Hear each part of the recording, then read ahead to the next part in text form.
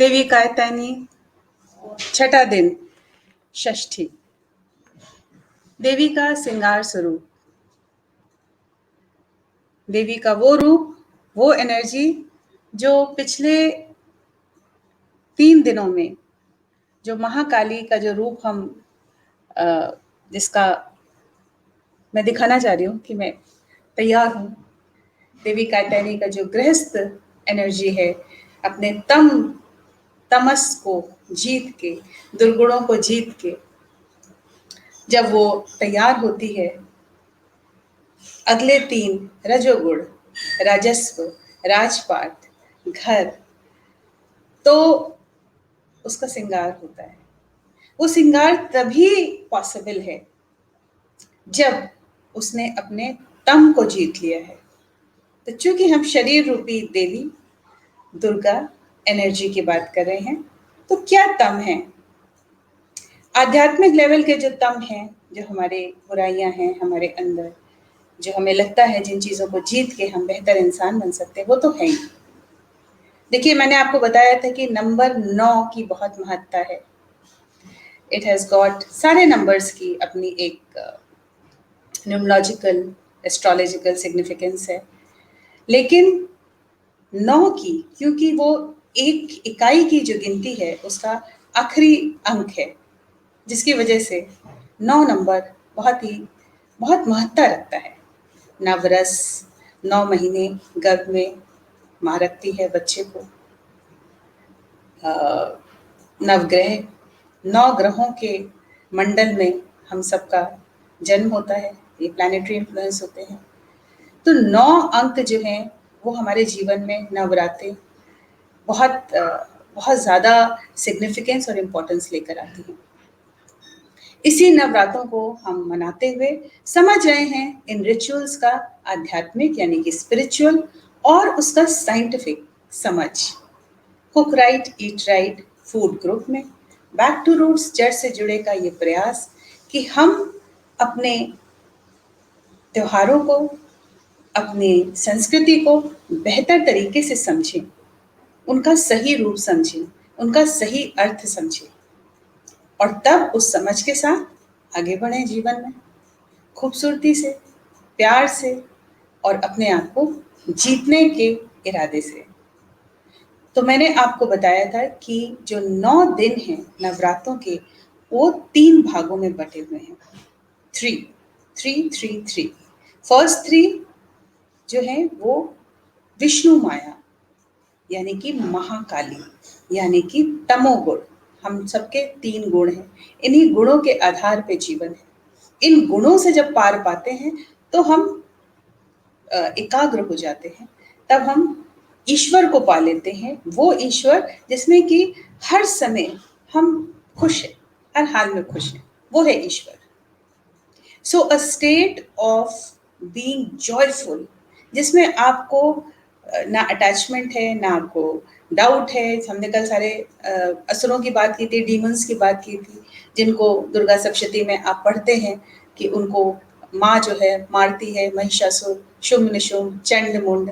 ये सब क्या है?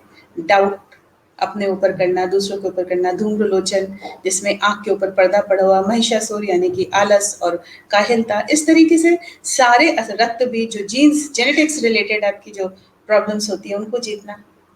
तो इन सब को जब हम जीत कर विजय मनाते हैं 10वें दिन, तो 9 रातों का एक पूर्णता मिलती है उसको, और हम तैयार हो जाते हैं अपने जीवन को सही सुचारू रूप से चलाने में। तो ये हमारे ऋषियों का एक मानना था कि जीवन को सही रूप से चलाने के लिए भारतीय संस्कृति में, पुराणों में, शास्त्रों में, ग्रंथों में ये नियम लिखे गए हैं। ये नियम कहानी की तरह लिखे गए कि कहीं ना कहीं ये विजन्स थे कि अगर ग्रंथ नष्ट हो जाते हैं तो जो कह दिया, जो कहानी के रूप में आ गया, लोग उसको एक दूसरे से जब वो बात जाती है तो कहीं ना कहीं आके रुकती है। हालांकि पानी की तरह ये सारी चीजें लहरों की तरह बहती रहती है, फ्लो में रहती है, बट कोई ना कोई इनको समझने वाला होता है। कहीं ना कहीं से ग्रंथ का कोई ना कोई एक सिरा आपको मिल ही जाता है। तो पहले 3 दिन विष्णु माया का मतलब है हमारे जितने भी, तो हम जब 9 की बात करें तो आपको बताया कि हमारे शरीर में 9 द्वार हैं, है ना? सबको बताया ना, 9 एग्जिट्स ऑफ आवर बॉडी, वो 9 द्वार क्या है?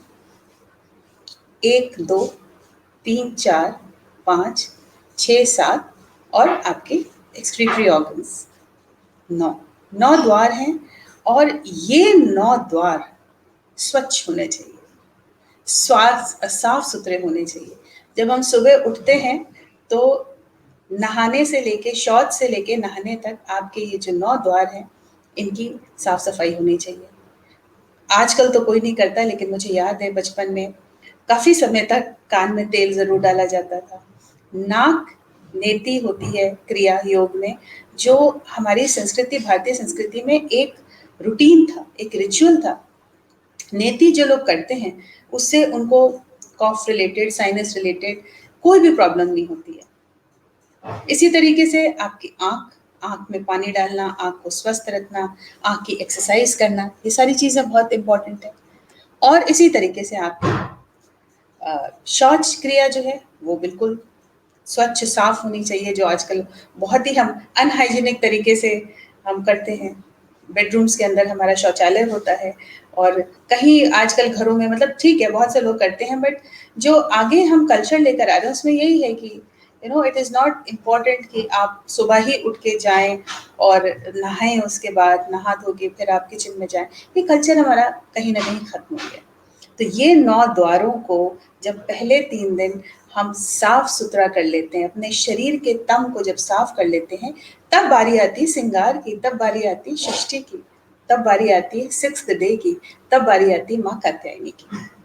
तो माँ कात्यायनी डिवाइन एनर्जी जो हमारे अंदर है, उसका वो रूप है जिसमें कि माँ या देवी दुर्गा या जो एनर्जी है, जिसकी कहानी हम सुनते रहते हैं, जो कि फेमिनाइन एनर्जी है, जो कि हर किसी वस्तु में, हर किसी कोण में, हर किसी एनिमेट और इनएनिमेट ऑब्जेक्ट में आपको उसका मैस्कुलाइन और फेमिनाइन दोनों एनर्जीज आपको मिल जाएंगी। तो जो फेमिनाइन है वो बहुत सुंदर है, वो बहुत सटल है, वो बहुत कोमल है, और इसी कोमलता का पहले वो इस्तेमाल करती है चीज़ों को सुधारने में। इस कोमलता में आ जाती हैं हमारी लक्ष्मी, इस कोमलता में हमारे साथ आ जाती हैं माँ सरस्वती, इस कोमलता में हमारे साथ आ जाती हैं गौरी, पार्वती, और ये सब ज्ञान की मूर्तियां हैं।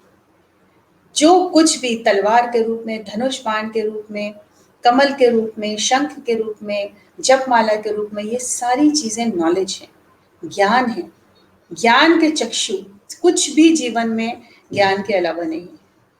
और इसी ज्ञान में जब हम तरह तरह की चीजें जोड़ देते हैं, उसमें हम वेल्थ जोड़ देते हैं, उसमें हम किसी ना किसी राजपाट को जोड़ देते हैं, जिसमें हम गृहस्थ को जोड़ देते हैं, जिसमें हम स्पिरिचुअलिटी को जोड़ देते हैं, तो वो और खूबसूरत बन जाता है। तो ज्ञान की जो तलवार है उसके साथ आज जो डिवाइन एनर्जी है वो सुसज्जित है, और फियरलेसनेस, शेर के ऊपर सवार है, हाथ में कमल का फूल। अब देखिए जो फूल भी हैं, जो पुष्प हैं, जो डिवाइन एनर्जीज को जिसके साथ दिखाया जाता है, वो भी उनकी कितनी ज्यादा उसकी महत्ता है। कमल का फूल हमेशा ये दर्शाता है कि सिचुएशन कैसी भी हो, आप उससे उबर के सुंदरता से खिल सकते हैं। कोई भी चीज आपको दबा नहीं सकती है यदि आपके अंदर वो शक्ति है कि आपको उससे पार पाना है।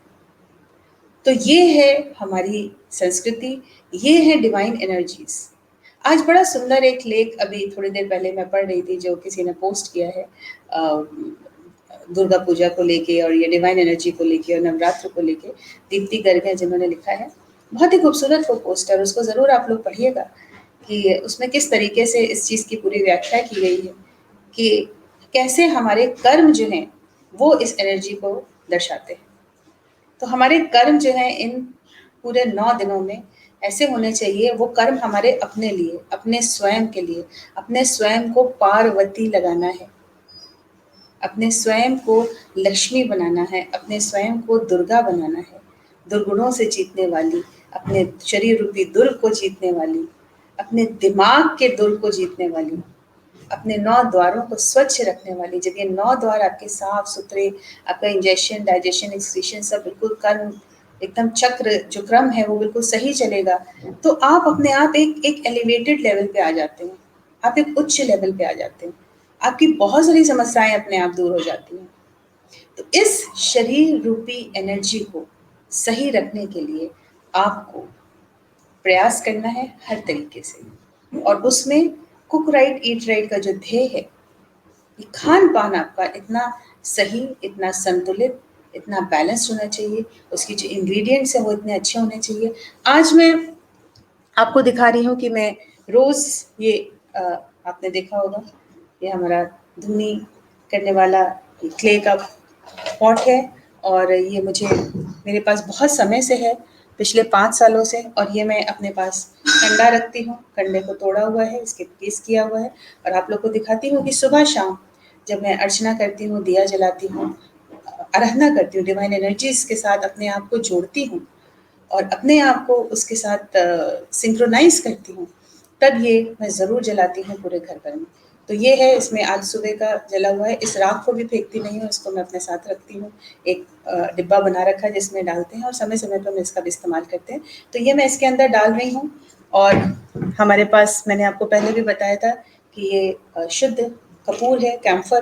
कैम्फर जो है आपके वातावरण को बहुत शुद्ध करता है, और कपूर के बारे में हम बहुत सारी बात अपने ग्रुप में कर चुके हैं। तो इसको मैं थोड़ा सा नीचे डालती हूँ और उसके बाद थोड़ा सा ऊपर रखती हूँ।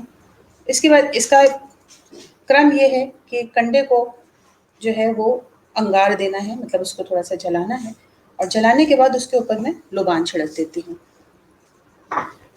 तो इसमें मैं माचिस का इस्तेमाल कर रही हूँ, मैं आपको दिखाती हूँ। जब ये एक बार जल जाता है,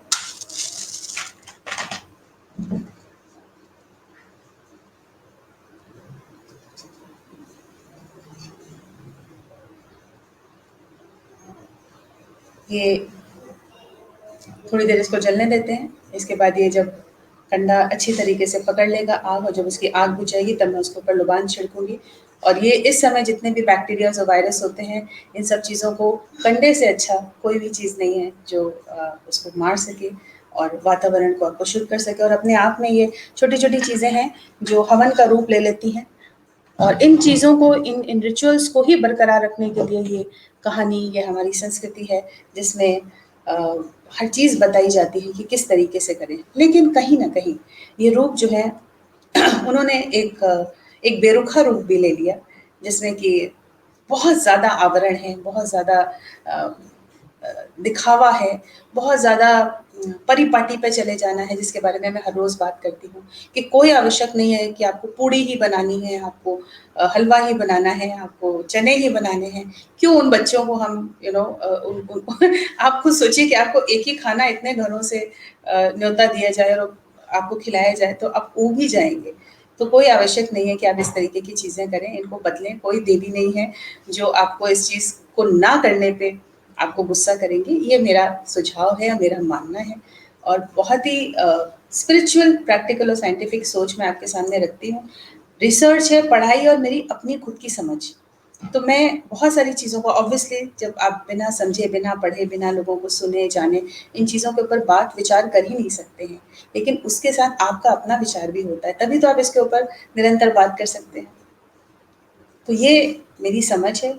और आज जब रीना मुखर्जी ने बहुत अच्छा, आज उनकी रसोई से जब भोग का कार्यक्रम हुआ, तो मैं आपसे कह रही थी कि जो पंडालों में कार्यक्रम रखने की, ये जो पूजा रखने की, गणेश चतुर्थी में होती है, हम बाहर से मूर्तियाँ लेकर आते हैं, अपने घर में उनको स्थापित करते हैं, और उसके बाद उनकी जितने भी दिन की वो पूजा अर्चना होती है, उनकी पूजा करते हैं, और उसके बाद उनका विसर्जन कर देते हैं। तो ये जो क्रम है, ये हमारी मतलब ऐसा शास्त्रों में, संस्कृति में ऐसा कहीं भी नहीं है कि पंडाल बने या पूजा स्थल बने। लेकिन कहीं ना कहीं जब हम पराजित थे और गुलामी के जीवन जी रहे थे, तो हमारे मंदिर नष्ट कर दिए गए, और जब मंदिर नष्ट कर दिए गए तो कोई ऐसे स्थान नहीं थे जहाँ पे लोग एक साथ पूजा कर सकें। जॉइंट फैमिलीज जो हैं वो टूट चुकी थी जिस समय हिंदुस्तान आज़ाद हुआ, और ये चीज़ आज़ादी से ही शुरू हुई थी, जब ब्रिटिशर्स ने बहुत सारी रोक टोक लगा दी थी, और जब उन्होंने देखा कि अब भारतीय जो है आज़ादी के दीवाने जो हैं कुछ ना कुछ कर रहे हैं और बहुत शीघ्र ही उनका यहाँ से उनको निकलना होगा। तो उन्होंने बहुत सारे रिस्ट्रिक्शंस लगाने शुरू कर दिए, जिसमें लोगों का मिलना जुलना तक बंद कर दिया। तो ये प्रथम पहल थी महाराष्ट्र में गणेश चतुर्थी के द्वारा, कि उन्होंने बोला कि हमें तो ये पूजा करनी है और हमारे यहाँ प्रथा है कि इस तरीके का आयोजन होता है और निकाला जाता है गणेश चतुर्थी, जो गणेश को लेकर आते हैं। तो वहाँ से और उसी के साथ जो जितने भी आज़ादी के जितने प्लान्स थे, जो लोग मिलके क्योंकि तब टेलीफोन्स तो थे नहीं कि लोग एक दूसरे से बात करके प्लान्स बना सके, तो इस बहाने आज़ादी के जो मतवाले थे वो कुछ ना कुछ प्लान्स बनाते थे उसी समय, जिस समय ये पूरा बारात निकल रही होती थी, तो विसर्जन के समय और जिस समय गणेश को लेकर आते थे। इसी तरीके से जब महाराष्ट्र में ये परिपाटी शुरू हुई, तो बंगाल में भी हुआ कि दुर्गा पूजा के द्वारा तो दुर्गा विसर्जन का कार्यक्रम शुरू हुआ। लेकिन आप एक तरीके से सोचें तो जैसे बहुत सारे लोगों से मेरी बातचीत हुई है, तो ऐसा कोई कहीं पे भी नहीं लिखा हुआ है, वेदों में भी नहीं है कि हम बाहर से खरीद के भगवान को घर में लाके स्थापना करें और फिर उनको विसर्जन करें। मतलब हम कौन होते हैं? भगवान तो हर जगह, जो जिस भगवान की मैं बात कर रही हूँ वो तो डिवाइन एनर्जी है, वो हर कोने में व्याप्त है। तो उसको एक मूर्ति के रूप में लाकर अपने घर में स्थापित करना, या किसी भी मूर्ति को किसी भी मंदिर में स्थापित करना, उसका इस तरीके से कोई औचित्य नहीं है कि एक रूप को हम जो है पूजा करें, क्योंकि वो एनर्जी है, वो उस इंसान की एनर्जी होती है। जैसे कि हमारे पेरेंट्स होते हैं, हम उनकी रिस्पेक्ट करते हैं, उनकी श्रद्धा करते हैं। इसी तरीके से बहुत सारे ऐसे लोग आए हैं इस धरती के ऊपर जिन्होंने बहुत अच्छा काम किया, बहुत से फकीर आए, बहुत से संत आए, इसी तरीके से जिनकी कहानियां हम पढ़ते हैं अपने शास्त्रों में, उन सबकी पूजा उनके मानव रूप में होती है, जो उनकी क्वालिटीज थी उसकी पूजा होती है। तो लेकिन जो एनर्जी है उसको हम कहीं से ला नहीं सकते हैं कि राम सीता की मूर्ति के रूप में। लेकिन अगर हम इन मान्यताओं के द्वारा अपने कर्म अच्छे कर सकते हैं, ऐसे लोगों की कहानियों के द्वारा हम खूबसूरत बन सकते हैं, अपना आचार व्यवहार बदल सकते हैं, तो इसको करने में कोई बुराई भी नहीं है। और ये एक चीज और भी दर्शाता है कि हर चीज क्षणिक है, हर चीज क्षणभंगुर है, हर चीज नाशवान है। यानी कि जो आज है वो कल नहीं होगा। तो जितने दिन हैं उसकी बहुत देखभाल करते हैं, रखते हैं, सुसज्जित करते हैं, माँ को सजाते हैं, ज्वार बोते हैं, और उसके बाद वो दिन आता है जिस समय इन चीज़ों को विसर्जन करने का आयोजन होता है कि okay, this is the time on earth, और अब वो समय आ गया है कि हम। लेकिन आप सही तौर पर सोचें तो मनुष्य कौन है जो भगवान को लेकर आए और भगवान को विसर्जन करे? We can't do that. So ये भी एक सिंबॉलिक एक्शन है हम सभी का, जिसको हम करते आ रहे हैं क्योंकि सब करते आ रहे हैं। लेकिन कुछ भी जो कर्म करते हैं, कुछ भी जो कर रहे हैं, उसको समझना और समझ के करना बहुत आवश्यक है। तो मैं आपको आज दिखाती हूँ कि मैं कहाँ पर कैसे दिखाऊं। ओके, मैं किसी और दिन आपको फोटो खींच के देखूंगी कि मैंने इस बार अपने पूजा घर में किस तरीके से पूजा कर रही हूँ, और ये इस तरीके से पूजा मैं बहुत बरस बाद कर रही हूँ। तो इसके बारे में शायद मैं कल चर्चा करूँ। और दुर्गा सप्तशती के बारे में मैंने आपको बताया कि जो दुर्गा सप्तशती से पहले जो हम कवच, देवी कवच है, देवी कवच आज जो लोग सुन रहे हैं वो दोबारा से एक बार सुन लें कि देवी कवच में आप देखिए कि हर कोण, हर दिशा की पूजा होती है, और उस दिशा में हमारे हर अंग होते हैं और उन अंगों की पूजा होती है। तो ये जो हमारे जीवन के अंग हैं, इनको अच्छे से संभालिए। और बहुत ज़्यादा रिचुअल्स ऐसे होता है, बाएं हाथ से होता है, दाएं हाथ से होता है, ऐसे करते हैं, वैसे करते हैं, इन सब चीज़ों में मत फंसिएगा, और ना फंसना चाहिए। इसीलिए आज की जो जनरेशन है, जो पढ़ रही है, जो लिख रही है, वो प्रश्न करती है, पूछती है कि क्यों? ठीक है, हम माँ बाप के, अपने बुजुर्गों की रिस्पेक्ट में बहुत सारी चीज़ें करते आते हैं, लेकिन उनकी उनकी समझ हमें होनी चाहिए, और उनकी समझ हमें अपने बच्चों के साथ भी बांटनी है, क्योंकि सही समझ के साथ ही आगे हम सतयुग का इंतजार कर सकते हैं। तो कैसा लगा आपको हमारा आज की जो बातचीत है? कोई प्रश्न है? मैंने इसको फुल स्क्रीन किया हुआ, इसलिए मैं किसी के कमेंट्स पढ़ नहीं पा रही हूँ, तो मैं देखती हूँ। नमस्कार सुनीता, वर्तिका, नीता भाटिया, जी नारियल छील के बहुत, जी बिल्कुल, अनीता सिंह जी, आप सबका बहुत बहुत स्वागत है। आप सब हमारे साथ यहाँ पे जुड़े हुए हैं, और मुझे बहुत अच्छा लगता है जब आप लोग आते हैं। दर्शना, जितेंद्र, पारुल, दर्शना बहुत प्यारी लग रही हैं, थैंक यू वेरी मच। और मैं चाहती हूँ कि ये जो श्रृंगार रूप है देवी का, इन 3 दिन जो हमारे गृहस्थ जीवन है, राजस्व है, राजपाट क्या है, जो जैसे जो बहुत सी गृहिणियां कहती हैं हम I am just a home maker, तो जस्ट होम मेकर नहीं है, आप घर की रानी हैं, आप घर की फेमिनाइन एनर्जी हैं, आप जस्ट नहीं हैं, आप बहुत कुछ हैं, आप धुरी हैं, आपके इर्द गिर्द सारे सब चल रहे हैं, तो अपनी कभी भी महत्व को कम मत कीजिएगा। और जो आज जो पोस्ट डाली है दीप्तिकर ने, जिसने लिखा है कि जो नारी की इज्जत करने वाले, नारी की इज्जत करने वाला कोई नहीं, नारी को खुद अपनी इज्जत करनी है, अपनी एनर्जी की, और वो पुरुष को भी करनी है। जो पुरुष आज जो भी चीजें हो रही है, वो पुरुष तत्व नारी फेमिनिन एनर्जी की पूजा अर्चना कर ही नहीं पा रहे हैं, उसे संभाल ही नहीं पा रहे हैं, इसकी वजह से ही ये सारी बुराइयां व्याप्त है। तो जो नारी तत्व है, जो फेमिनिन तत्व है, जो सुंदर तत्व है, उसकी हमको सबसे पहले पूजा करनी है, तभी हम इसके बारे में बात कर पाएंगे। धन्यवाद शालिनी, धन्यवाद मौसमी। और आप सबके कोई प्रश्न, कोई कुछ पूछना चाहता है तो मुझे बहुत खुशी होगी यदि मैं आपके किसी प्रश्न का उत्तर दे सकूं। तो जरूर मनाइए षष्ठी, सप्तमी, अष्टमी धूमधाम से। आज नीना की रसोई में थे, कल हम संगीता, डॉक्टर संगीता धर की रसोई में होंगे, शाम को थोड़ी देर से होंगे 6:30 बजे, क्योंकि उनका कॉलेज है। और परसों माधुरी के साथ होंगे। और देखिए नौमी, बहुत से जो लोग कलश स्थापना करते हैं या जो ज्वार बोते हैं वो नौमी भी करते हैं, नौमी का व्रत होते हैं। तो हालांकि भोग सुबह ही लगाते हैं जब लोग पूजा करते हैं, लेकिन कोई बात नहीं, 2 टाइम भोग लग रहा है, जो भी खाना बनाते हैं वो हम भोग लगा रहे हैं। और इस समय तो व्रत का खाना बन रहा है, तो हम तो यही कहते हैं, हम ये कहते हैं कि स्पेशली आप कुछ मत करें, लेकिन इसी बहाने शाम को भी भोग लग जा रहा है। और बहुत से लोग शाम को भी करते हैं, जो शाम का जो भी खाना बनाते हैं, क्योंकि वो सब इतने अच्छे तरीके से बनता है और हमेशा बनना चाहिए। ये जो इसीलिए मैं कहती हूँ कि cook right eat right group में यही निवेदन है कि जो भी खाना तैयार करें वो ऐसा हो कि हम उस डिवाइन एनर्जी के आगे कह सके। ये जो कहते हैं ना, कल सुनीता कह रही थी अपने रसोई में कि देवी मैया जो है उनको भोग लगा रही हूँ, और उन्होंने देवी गीत गाया। और तो देवी मैया हमारे अंदर ही है, हमको अपनी एनर्जी को ही भोग लगाना है, और सही भोग लगाना है, सही खाना खाना है। इसलिए मिलावट भरा, दूषित और खूब सारा तालाब भुना, ये सारी चीज़ों से दूर रहिए, क्योंकि अब हमारे शरीर इन चीज़ों को संभाल नहीं सकते हैं। और सिंपल, सादा, सरल शाक भाजी, क्योंकि खाने पीने से हमें बाहर निकल के अध्यात्म की तरफ बढ़ना है, अच्छी सोच की तरफ बढ़ना है, अच्छे कर्मों की तरफ बढ़ना है। ये सोचना है कि हमारा मनुष्य जन्म इस धरती पे क्यों हुआ। जब उनको ये समझ में आ जाएगा कि हम सिर्फ इसलिए, देखिए अभी तक तो हम अपनी ड्यूटीज पूरी कर रहे थे, मेरी जैसी इंसान, अब मेरी ड्यूटीज पूरी हो चुकी हैं, मुझे अब वो ड्यूटी करनी है जो मेरी समाज के प्रति है, जो मेरा दायित्व है, जो मेरा ऋण है इस धरती माँ पे जन्म, धरती पे जन्म लेने का, जिस वजह से मेरे माँ बाप के द्वारा मैं इस धरती पर आई।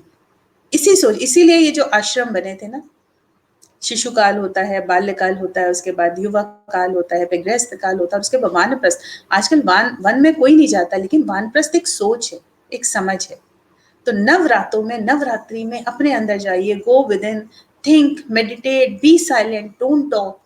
सुबह 11-12 बजे तक तो मैं बिल्कुल शांत होती हूँ, बिल्कुल बोलती ही नहीं। इसलिए देखते हैं आपके सुबह के समय मेरे कोई टॉक सेशंस नहीं होते, मैं फ़ोन भी बहुत कम लेती हूँ, मैसेज भी आजकल चूंकि शेयर करना होता है तो मैं ज़रूर शेयर कर देती हूँ, नहीं तो मेरे सारे गैजेट से मैं 11 बजे तक बिल्कुल दूर होती हूँ।